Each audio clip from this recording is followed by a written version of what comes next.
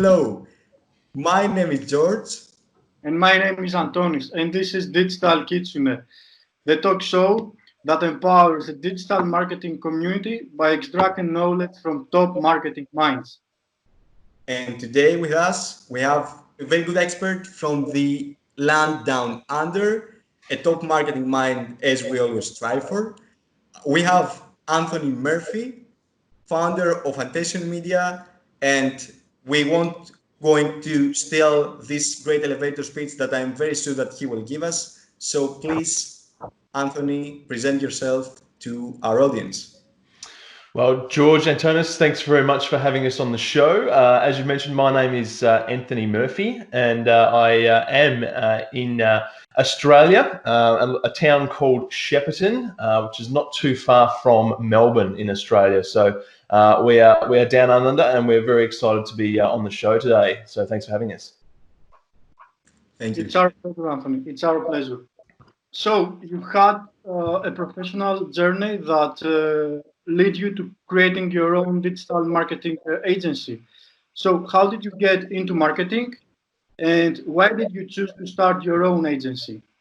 Yeah, sure. Great question. So I think for me, it goes back to I've always had a bit of a love for technology, for social media. So given the fact that most social media platforms are only about sort of 10 years old, I was definitely a teenager when Facebook sort of became available. So at that time, I was able to use computers, and I had a mobile phone, so I was able to really immerse myself into the world of digital marketing and social media growing up. My backstory: my parents owned a business, and I was fortunate enough to be able to work part-time in that business as I was growing up through my school years. That gave me a real love for business and a bit of an introduction into what marketing actually is. And how that sort of ties into the business landscape, right? So moving forward, I finished school. I was homeschooled by my mum. Myself and all my siblings were homeschooled, which was fantastic. Left school and worked for a couple of years in the family business, which is in the food industry here in Australia. So that gave me, as I said, a real insight into business and how everything works at a fundamental level. And in the meantime, the social media platforms were becoming more and more popular. Facebook was opening up, starting to take on users. MySpace was a big thing back in the day. I was very interested in how those platforms worked, loved online, loved the internet, loved conversation with friends. And the marketing journey sort of began just naturally being involved in the family business. So over time, I started to get more involved in how you can market a product or a service, and that can bring sales and revenue into the business. So long story short, worked at the family business for over 10 years. And at that stage, in 2015, I actually started a podcast. So podcasts became a big thing again on the horizon. And I was interviewing young entrepreneurs and young business people. And we would often talk about marketing and talk about social media. And I had people who are listening to the podcast reach out to me and say, can you help me? I have this problem. Can you help us with our social media? And I was like, yes, of course, I can help if I can. And that actually led to me gaining my first couple of clients, my first couple of digital marketing clients. And this was all done just at home in the lounge room, right? It started out at home, the business. And then it got to a point where I actually left the family business. I had our first child was born. My wife and I had our first child, and I wanted to be at home a little bit more. And I ended up leaving the family business to concentrate on being at home more with the family and also growing Attention Media, which was still only very young and only had a couple of clients. And that was basically the beginning of the agency. Digital marketing, I've done lots of courses and training and reading and podcasts, speaking to great people like yourself. And that really built up and built on the foundation of marketing as I was growing my business. So that's kind of the short story of how Attention Media all started. Such an inspiring story. Yeah. We love it. We love it. Thank you, thank you. It's one of those stories where there's a great saying going around at the moment that overnight success only takes a few years, right? So it's definitely a case of several years, lots of hard work, lots of early mornings, lots of late nights, and just having a real passion for what you're doing.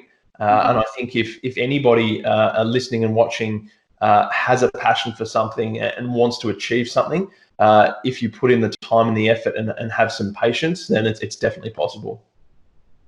Exactly. I really love the hustle. Yeah, just to say that Anthony is shooting this episode at 5 a.m. It's 5 a.m. right now in Australia, so Great. you can really hear and see the hustle. Okay, so let's move on to the next question and talk about a little bit about digital growth. One of the main things of attention media and about maybe growth marketing in general, which is a very hot topic, a very trendy topic. A lot of people say that they know how to do it, but in reality, not many people know how to do it. So the thing is, what do you think is growth marketing, and what are its main components to be successful? Yeah, so I mean, you're spot on there where you mentioned that it's not it's not a new thing. Growth marketing isn't a new thing as such. Uh, the thing with growth marketing is that it can have multiple different names, right? So it could be growth marketing, it can be performance marketing. There's lots of different names, and everybody sort of has their own spin on it. But for me, growth marketing is definitely a hot topic at the moment. And the biggest reason for that is because the digital marketing platforms and the social media platforms that we have are evolving at such a great rate, and they are becoming much more useful and dynamic in driving business and driving revenue and driving growth into a business, right? And you also mentioned that some people have success and some people don't.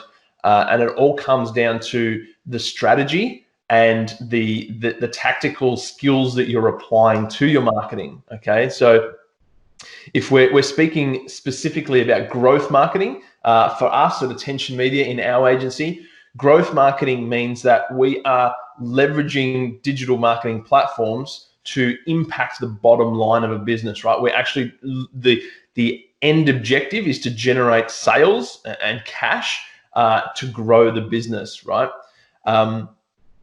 And a good example of that is using something like Facebook ads, right? Or Google ads to drive e-commerce or lead gen or sales for your business, so that at the start of the month, you run your advertising campaigns, and at the end of the month, you can see how many dollars you've generated and how many dollars you've put in. So you have a bit of a real clear ROI or return on investment, right? And you're constantly trying to optimize that in order to get the best performance and increase the growth of your business as much as possible. Exactly. Yeah, you actually described it incredibly.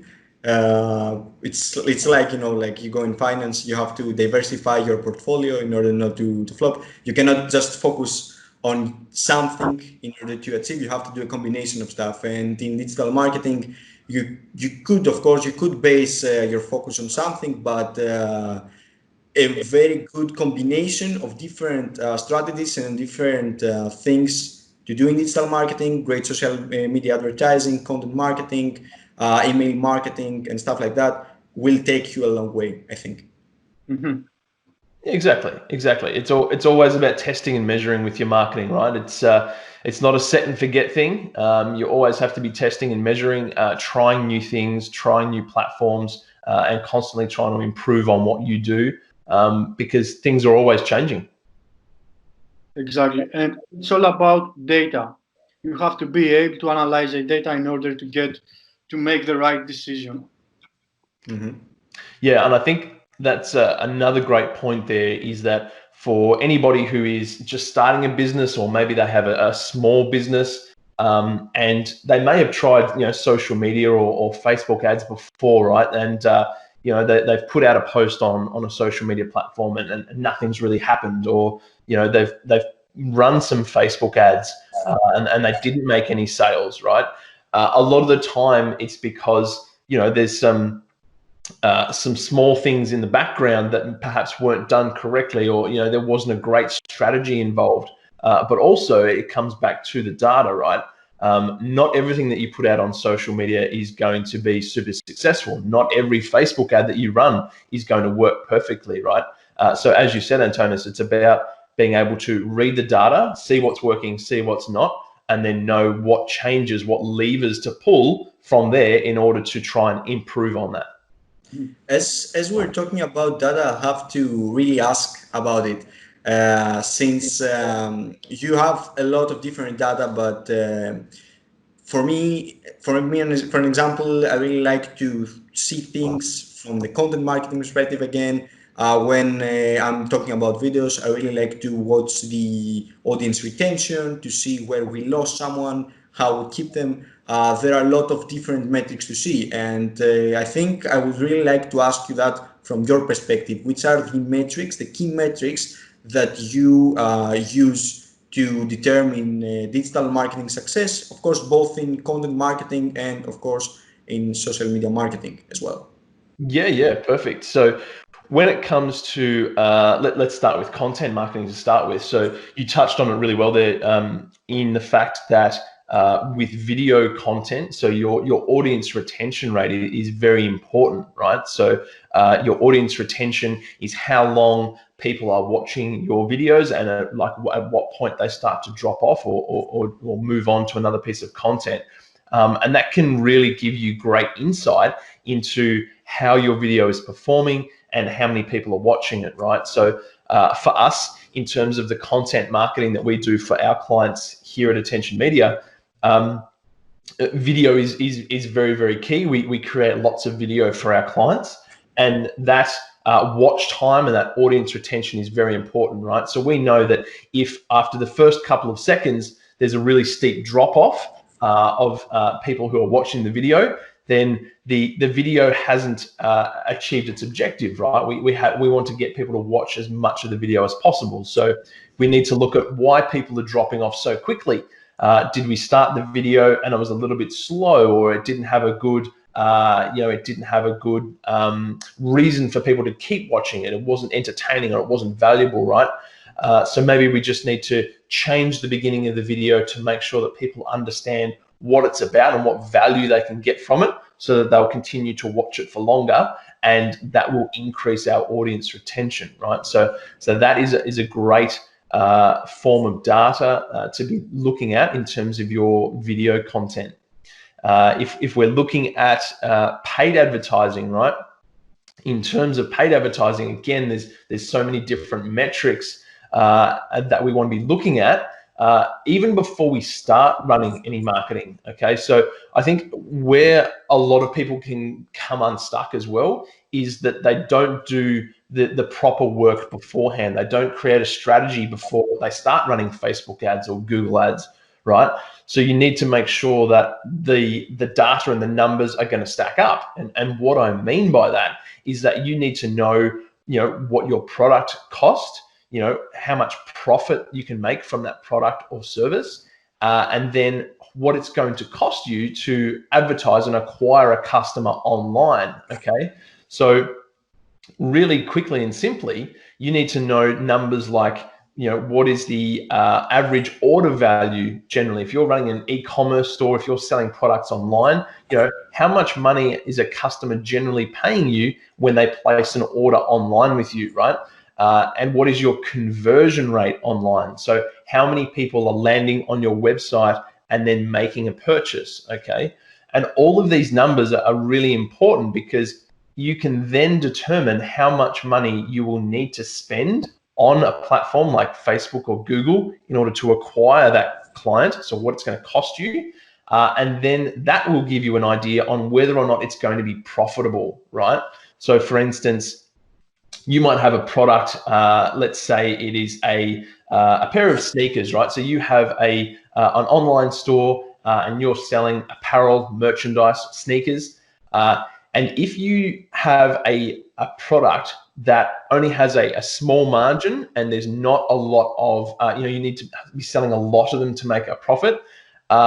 When you're running Facebook ads or Google ads, you potentially are spending more money up front in order to acquire that customer, and then you can make more money on repeat purchases down the track, okay? Because there is definitely instances where you need to invest in acquiring a customer up front, and then having them be having their lifetime value bring you profit later on, okay? So a lot of people will look at Facebook ads and go, right, I'm going to run Facebook ads, I'm going to spend some money, and I'm going to have massive profit up front. And that's generally not the case today. So it does come back to understanding your numbers, looking at the data, and creating a bit of a plan before you start running your marketing. Exactly. Let's jump into the organic part of the social media marketing. So organic social media marketing strategies are a thing these days. So we have seen that many companies have already generated some very cool organic content for social media, such as live streams, webinars, and other type of contents during this quarantine. So, what are your tips for a successful organic content marketing strategy for small businesses specifically? Yeah, look, hasn't live streaming and webinars just exploded on the scene recently? It's been so cool to. I'm a massive fan of live streaming. I've always loved the idea of live streaming, and I first started when Periscope came out. Right, that was one of the first live streaming platforms, and that was so cool. So it's been great to see everybody come together as a community and share value and live stream. So in terms of an organic social media content, I really do love live streaming in that sense. And in terms of tips for making your organic social media successful, again, it all comes back to that key word being strategy, right? We need to plan and have some idea on what we're going to do and the outcomes that we want to achieve before we actually dive into the live stream, right? So we want to know what type of content we're going to create, who we're creating that content for, and then what's the end outcome for that, right? Are we trying to build some brand awareness, right? Are we trying to create some lead generation, grab some customer details, or are we actually trying to make a sale, right? And it mightn't be straight away, but you kind of need to build out your marketing funnel and map everything out and have your strategy in place before you start. And a really good example of that is using live streaming to create a digital marketing funnel, right? So I'm sure all of our listeners and viewers understand what a marketing funnel is, but you can use live streaming just like you would any other content and create a funnel out of that, right? So at the top of the funnel, you're going to record live streams and go live and talk to your audience and story tell, right? It's not about selling straight away. It's about building brand awareness and providing value and educating people around, your passion or your product or your service, and trying to get engagement from your audience, okay? And once you do have people commenting and on your live streams, right, and engaging with you, the next part of that funnel is to go back and follow up with those people, right? Respond to comments, send them messages, see how you could help them further and bring them down the funnel, right? And you create more live streams on top of that, which goes the next level down in your funnel. So you start talking about how some of your products or services can benefit people, right? What are the benefits of your product or service? So you're educating them a little bit further. And then again, we respond to comments, we talk to people, we reach out, we see how we can help. And we create that next layer, that bottom of the funnel layer of live streams, where we are talking to people about how they can purchase the product or service and how it will help them. So that's a really good example of how you can utilize live streaming just on its own to create a marketing funnel to drive some strategic growth in your business. And through Facebook, you are able to retarget people who engage with your live stream. It's very easy to create a custom audience and then to retarget them. 100%, 100%. So you can create this whole library and catalog of content, which you can continue to reuse after you've been live. And as you said, you can then retarget people ongoing with some strategic Facebook ads to amplify that even further. I really want to ask something about Facebook Live because due to the pandemic, I think this is something that a lot of companies will follow. A lot of companies are trying to do their offline, their before offline events, they're trying to move it online. There are, of course, a lot of things that they have to adapt. But what I'm very worried about is that new and more players come into this market. There's always a risk of overpopulating it, and when you are in a very crowded market, it's very hard to stand out. So my question is like, how can you stand out through Facebook Live in an ever going crowded market? Yeah.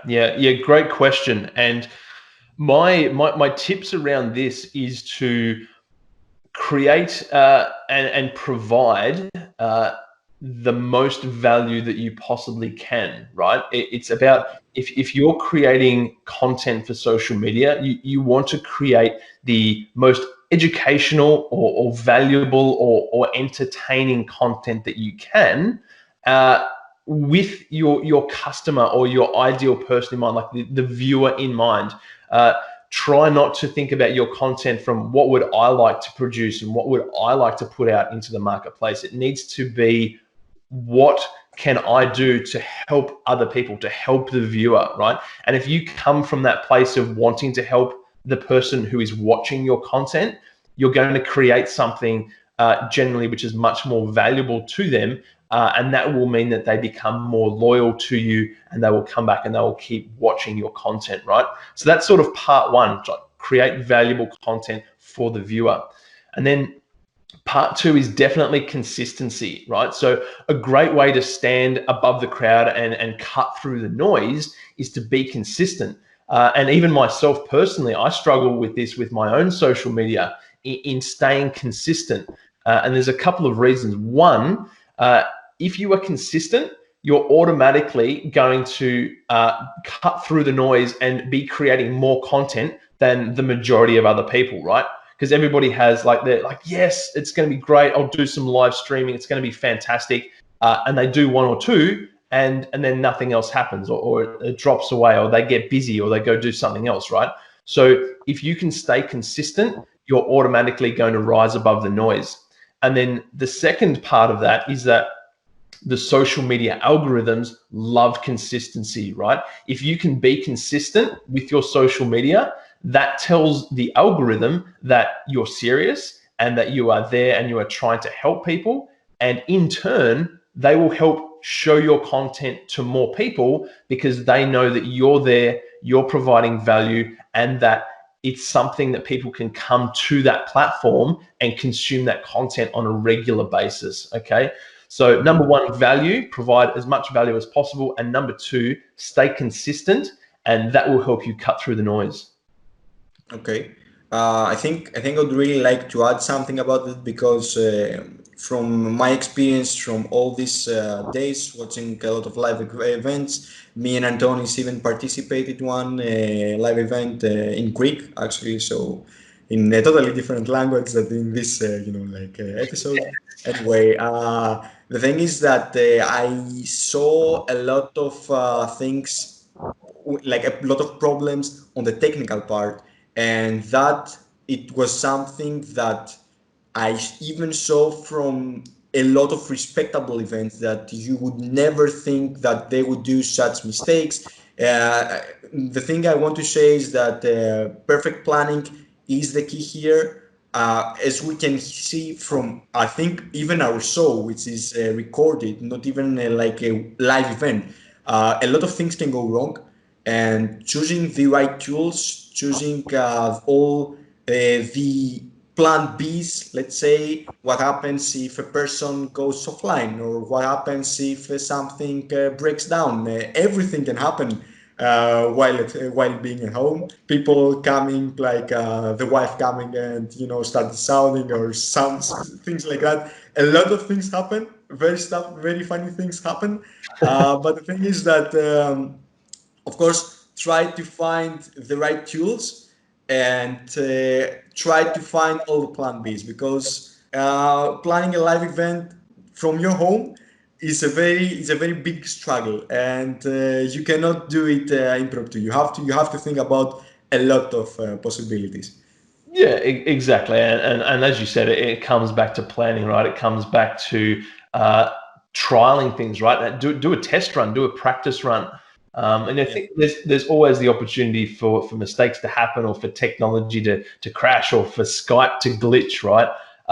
But if you practice and you invest in the right tools, do some trial runs, then hopefully you'll have success. Exactly. So let's jump into another hot topic, which is TikTok. So we saw that TikTok's global downloads in March were up by 12%, from 25.4 million to 28.5 million. So many people have started spending more time on the platform. So is it the right time for brands to consider TikTok for their social media marketing strategies, or in other words, to TikTok or not? What's your opinion? Well, my opinion is to definitely TikTok, and really embrace the platform, right? Everybody has a different opinion. Okay, I think everybody has an opinion on whether business should be on TikTok, or what sort of content you should put on TikTok. But at the end of the day, like, it just comes down to each individual. And I think what we can learn from history with these social media platforms is that being an early adopter and getting yourself into a platform has major benefits if you're willing to test and experiment, and use the platform for what it's made for in the early days, right? Because we all know now that a platform like Instagram is much harder to grow on these days compared to what it was 5 years ago, right? We all know that organic reach has dropped really, really low on most of the social media platforms now, the major social media platforms. So there's a real opportunity with TikTok, just like there was with Instagram, with Facebook, with LinkedIn in the early days, to jump into the platform, embrace it, try some new things, and grow an audience really quickly, right? So I think, one of the key parts of using social media for so many of us, especially in a business sense, is about building community, right? It's about reaching customers, growing your audience, and having a wider pool of people to serve your product to, okay? So for a business, I firmly believe that we should TikTok. I have a TikTok account, and for the agency, we're actually looking to become a TikTok agency partner, right? Because TikTok has just released their ads platform. So you can now start running ads on TikTok, okay? And the reason that we are doing the research and we're jumping in and we're testing and measuring is because, one, I believe that TikTok is going to be a very big platform. We can already see by the numbers, as you mentioned, Antonis, about the amount of people that are flocking to the platform, right? So there's no doubt that it is going to be a very popular platform. And I think as a marketer, you need to try and have an understanding of all the different platforms, right? You need to test, you need to measure. And as I mentioned, it's a great time to create a TikTok account, create some content, and start building a community, building awareness, and you can leverage the insane organic reach that you can achieve on TikTok, right? People are putting up videos and they're getting hundreds of thousands and millions of views, right? And they've never got that on any of the other social media platforms. because the organic reach is there. So I definitely think that there's a great opportunity for business on TikTok. And what if you are in the B2B industry? Is it the same or not? For the Like for large corporations? exactly, yeah. Look, I think it comes down to the opportunity is the same for everybody, right? So whether you're a multinational conglomerate or whether you're a local cafe on the corner of the street, right? Everybody has the same opportunity. It's an open playing field. Anybody can create a TikTok account and start posting content, right? So it just comes back to, if you are a large business, it comes back to your strategy, right? Who can create the content? Who can be the face of the brand? And of course, there's lots of other complexities with larger business, but I think a lot of large business can often get too tied down in being too corporate or too much red tape, or saying, no, we can't do that, or no, we can't do that. And I think what we're experiencing in the business world now is that consumers really appreciate the ability to understand who is behind a brand, who is behind a business, who's involved, how it all works, right? So it's that transparency. People want to know who they're doing business with, and there's definitely opportunity there for large corporations if they were to embrace the platform, create some good content. Generally, they have a big audience, right? And they have the opportunity to tap into a lot of people. So they could have really good success just using their momentum if they're willing to jump in and try the platform. Exactly. And it's a good platform for behind the scenes content for big corporations. Yeah, exactly. And I think the thing to mention there also is that people who say that TikTok's not for us, right? We're not going to be on TikTok. It's just young kids doing a lot of dancing videos, right? That's only because that's who is using the platform currently, right? It doesn't mean that if you are a large business, you don't have to create dancing videos and post them to TikTok, right? It's about adapting the platform and using the nuances of the platform. It is short video, it's raw video, it's behind the scenes video, but create that and mold that to your business, right? And make that work for your business. It doesn't mean that you have to be posting funny dancing videos. And it's authentic content.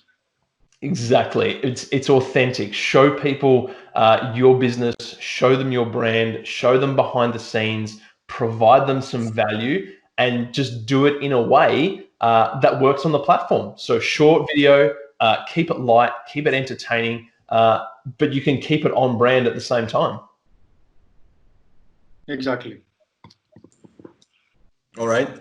So I think I will jump in with the final question, the question that I think it has become a tradition in Digital Kitsune, because we ask to all of our guests something about the audience that is watching us and wants to jump into digital marketing and in marketing in general, or they are just starting out and they want to learn some best practices. Yet again, we ask like every guest this question, and we really like the quite different angles that they give us for this specific thing. So you know what's coming. Do you have any tips for the new digital marketeers and marketeers that are watching us? I love that. I love that. It's a great question. It's a great question. And my tips for anybody who is wanting to get into the industry or become a digital marketer is to learn, right? It's knowledge is power, and in the digital marketing space, everything is evolving so quickly that the platforms update, so often. The algorithms are changing every day. So it really is about educating yourself, which is no different to any other industry in the world, right? You need a certain level of knowledge. You need to, you need to do the training and get involved in it. So digital marketing is no different. So whether it's reading, or it's online courses, or it's interning for a marketing company or something like that. Just really immerse yourself in the industry and learn as much as possible, so that you have a really good grasp on the fundamentals.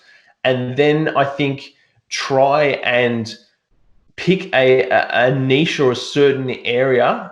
If you're looking to gain employment in the digital marketing industry, it's definitely a growing and evolving industry. So I know in the current climate, a lot of people are looking for work or might be out of work. So if you're looking to get into the digital marketing space, really learn a particular area of digital marketing. So whether it's content marketing or paid advertising, really try and dive into one of those areas and learn as much, become as much, practice it, try it out yourself, and really just try and, become a specialist in that area. Because once you do become a specialist and you have a certain amount of knowledge, you become very valuable to other people. And that's when lots of doors will open. I have another question for Anthony. So, Anthony, where can people find you online? Look, people can find me on Instagram. I'm a big fan of Instagram. It's at Anthony G Murphy, and also the same over on TikTok. Come and join me on TikTok. And if people would like to learn more about the agency, it is attentionmedia.com.au. Right. We can close the episode and close the season. Actually, Anthony, you were the last one before the season finale, because Thank you for fitting me in. we are like we have to enjoy our summer as well. This was our the season finale. It was our first season ending right here. You will see us again in September. We will be right back with a lot more top marketing minds, as we really want to continue our journey to empower the digital marketing community. My name is George. My name is Antonis, and we would like to thank Anthony for coming to Digital Kitsune and spreading his knowledge about social media, content marketing, and so on. Thank you very much, Anthony. Thank you for having me. So, see you guys. Bye-bye. Enjoy your summer. Bye.